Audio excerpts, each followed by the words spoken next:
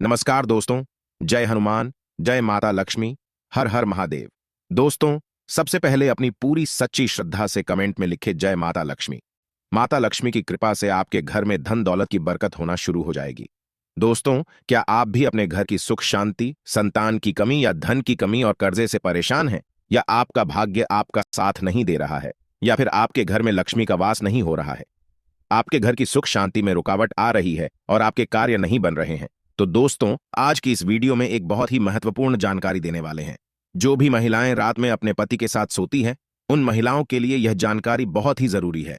दोस्तों, जो महिलाएं अपने पति से नाराज रहती हैं या अपने पति के साथ नहीं सोती है, तो इस वीडियो को नजरअंदाज बिल्कुल भी मत कीजिएगा। इस वीडियो को आप लोग भी अंत तक जरूर देख लीजिए, क्योंकि यह महत्वपूर्ण वीडियो आप सभी के लिए बहुत ही ज्यादा महत्वपूर्ण है। इसलिए इस वीडियो को अंत तक देखें। चलिए वीडियो शुरू करते हैं। उससे पहले, हे लक्ष्मी माता जी, जो भी आपके इस चैनल को सब्सक्राइब करें तो उसके घर में धन दौलत की कमी ना हो और उसका परिवार सदैव हंसता मुस्कुराता कुशल मंगल रहे। दर्शकों, किसी गांव में एक गरीब सेठ रहता था। जी हाँ, गरीब सेठ। आप सोच रहे होंगे, सेठ था और वह भी गरीब। ये दोनों विरोधाभासी शब्द एक साथ कैसे? ये सब भाग्य का खेल है।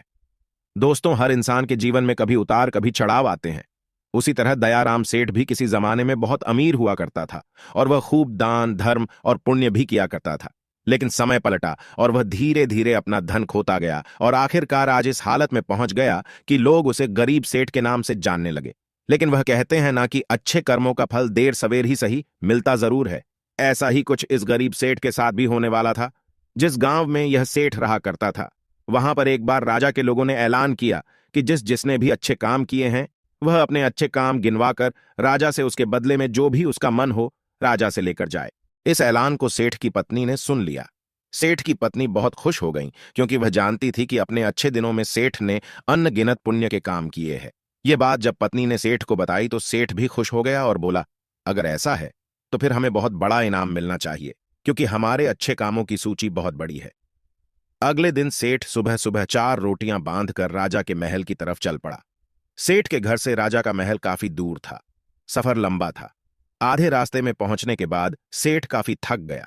सेठ एक पेड़ की छांव के नीचे बैठकर आराम करने लगा और वहीं पर अपने साथ लाई रोटियां खाने की सोचने लगा। सेठ खाने की सोच ही रहा था कि तभी वहां पर उसके सामने एक गाय और उसके 2 बछड़े आए। सेठ के हाथों में रोटियां देखकर गाय और उसके बछड़े उसके सामने ही आकर खड़े हो गए और उनके हाव भाव से सेठ ने समझ लिया कि वह भूखी है और सेठ से खाना मांग रही है। अपने अच्छे दिनों में सेठ के पास काफी गाय थी, इसलिए गायों का व्यवहार सेठ अच्छे से जानता था। सेठ की परिस्थिति भले ही अभी अच्छी नहीं थी, लेकिन सेठ का स्वभाव बिल्कुल भी नहीं बदला था।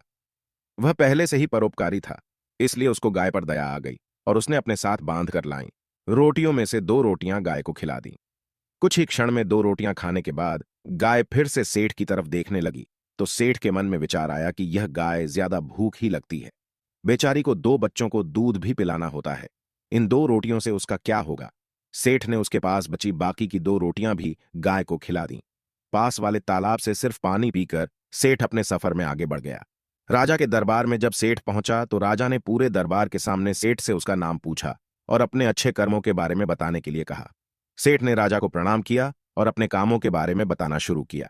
सेठ ने कहा, महाराज, मैंने कई भूखों को खाना खिलाया है, कई मंदिरों में दान दिया है, कई निराश्रित लोगों को आश्रय दिया है, कई तीर्थ स्थानों की यात्रा की है, सैकड़ों साधु संतों की सेवा की है। और ऐसे ही दर्जनों काम बताने के बाद सेठ बोला, महाराज, यह है मेरे कई सारे अच्छे कर्मों में से कुछ अच्छे कर्म। इनके बदले आप जो भी इनाम देना चाहें दे दीजिए।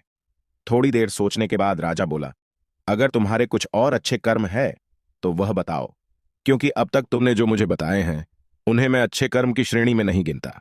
सेठ को राजा की बात सुनकर बड़ा आश्चर्य हुआ।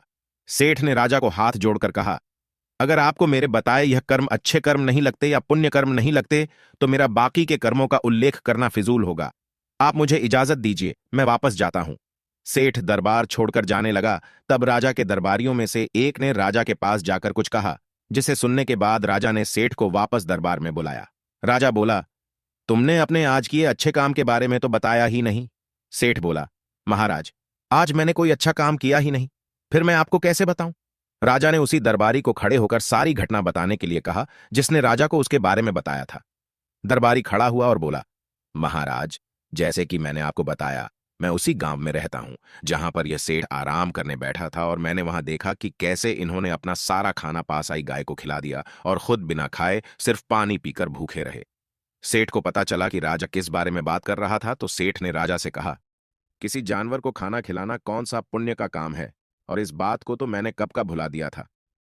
राजा ने सेठ से कहा, मेरे महान गुरुजी के बताए अनुसार मैं भी उन्हीं कामों को पुण्य कर्म मानता हूं जिन्हें करते समय सच में निस्वार्थ भाव से किया जाए, उसी के लिए किया जाए जिसको उसकी जरूरत हो, और सबसे बड़ी बात उस काम को करने के बाद भुला दिया जाए।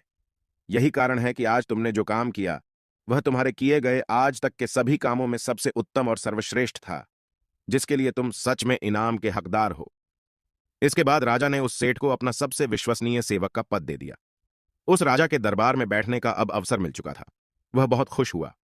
वह तुरंत जाकर के अपनी पत्नी से बताया कि भाग्यवान, आज मुझे राजा साहब ने बहुत ही बड़ा इनाम दे दिया।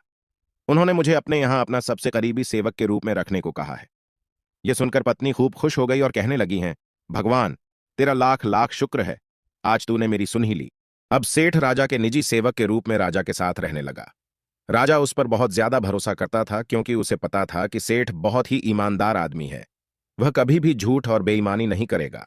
दरबार में जब भी कोई मुख्य कार्य होता तो वह कार्य राजा साहब उस सेठ को ही सौंपते और राजा साहब का कार्य सेठ भी बड़ी ही ईमानदारी के साथ अपनी देखरेख में ही करवाता था। एक दिन राजा अपने महल में बैठा हुआ था और वहां पर उसका निजी सेवक सेठ भी उन्हीं के साथ बैठा हुआ था। तभी अचानक वहां पर एक सिपाही आता है और राजा से कहता है कि राजा साहब आपसे कोई साधु मिलना चाहता है। तब राजा ने आदेश दिया कि उसे सम्मानित पूर्वक हमारे पास ले आओ। सिपाही बाहर जाता है और साधु को अपने साथ सम्मान पूर्वक अंदर लेकर आता है।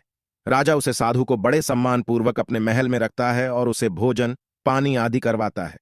इससे साधु राजा साहब से बहुत खुश हो जाते हैं। उसके बाद साधु राजा साहब से कहते हैं कि हे राजन, मैं आपकी सेवा भाव को देखकर बहुत प्रसन्न हुआ, इसलिए मैं आपको एक छोटी सी सीख देना चाहता हूं जिसे अपने जीवन में जरूर उतार लीजिएगा। उन्होंने कहा कि हर पुरुष को सदैव इस बात का याद रखना चाहिए कि हमेशा किसी भी पुरुष को अपनी पत्नी से बहुत अच्छे संबंध रखने चाहिए, और यदि कभी पति या पत्नी के बीच में कोई अनबन या कोई झगड़ा होता है तो उसे समय रहते जरूर सुलझा लेना चाहिए, क्योंकि पति पत्नी के आपसी कलह के कारण घर में गरीबी और दरिद्रता वास करने लगती है। इसलिए पति और पत्नी के बीच में स्नेह होना बहुत ही आवश्यक है। हर पुरुष को यह बात याद रखनी चाहिए कि कभी भी किसी भी पति को अपनी पत्नी से गुस्सा होकर दूर नहीं रहना चाहिए, क्योंकि इस प्रकार पत्नी के हृदय में बहुत बड़ा दुख पहुंचता है और पत्नी घर की लक्ष्मी मानी जाती है, और यदि लक्ष्मी को ही दुख पहुंचेगा तो घर में धन दौलत की कमी आना शुरू हो जाएगी, घर में गरीबी आने लगेगी। हर पति और पत्नी को सदैव पास रहकर एक साथ ही सोना चाहिए, क्योंकि एक साथ सोने से घर में धन दौलत और बरकत बढ़ती है, क्योंकि इससे माता लक्ष्मी भी प्रसन्न होती है।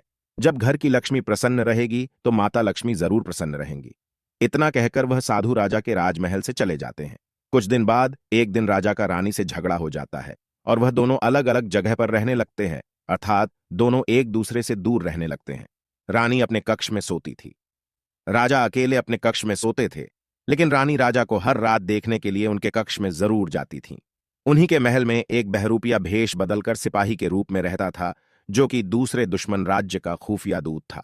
जब उसे पता चलता है कि राजा और रानी के बीच इस समय झगड़ा चल रहा है तो वह इसका फायदा उठाने की कोशिश करता है और राजा को मारकर सारा राज्य हड़पने की कोशिश करता है। एक रात वह अपने कुछ साथियों के साथ राजा को मारने के लिए उसके कक्ष में जाने को तैयार होता है, क्योंकि राजा अपने कक्ष में अकेला सोया हुआ था। उनके साथ उनकी रानी साहिबा भी नहीं थी।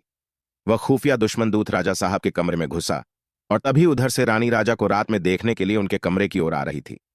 जैसे ही उन्होंने देखा कि कोई उन्हें मारने के लिए उनके कमरे में जा रहा है, तभी रानी ने पीछे से कुछ सिपाहियों को भेजकर उसे पकड़वा लेती है। सुबह जब राजा को यह सब कारनामा पता चलता है तब वह रानी का लाख लाख धन्यवाद देता है और उसे उस साधु की बात याद आती है कि उसने कहा था, सदैव पति पत्नी को आपस में मिलजुल कर एक साथ रहना चाहिए, क्योंकि इससे घर में धन दौलत की बरकत होती है और सभी का भाग्य अच्छा बना रहता है। यदि सही वक्त पर रानी उसको अगर ना पकड़ पाती तो शायद मेरा धन दौलत और प्राण सब कुछ दूर हो जाता। सच ही कहा जाता है कि घर की महिला स्वयं लक्ष्मी होती है और लक्ष्मी को हमेशा खुश रखना चाहिए, और यदि कोई पति अपनी पत्नी के साथ सोता है तो पत्नी हमेशा खुश रहती है और घर में सुख शांति धन दौलत की बरकत होने लगती है। दोस्तों, सभी लोग सच्ची श्रद्धा से कमेंट में लिखे जय माता लक्ष्मी। माता लक्ष्मी की कृपा से आप सभी के घर में धन दौलत की कभी कमी ना हो। दोस्तों, ऐसी ही और इंटरेस्टिंग वीडियो देखने के लिए इस चैनल को अभी सब्सक्राइब करें और कमेंट सेक्शन में जय मां लक्ष्मी, हर हर महादेव लिखना ना भूलें। धन्यवाद।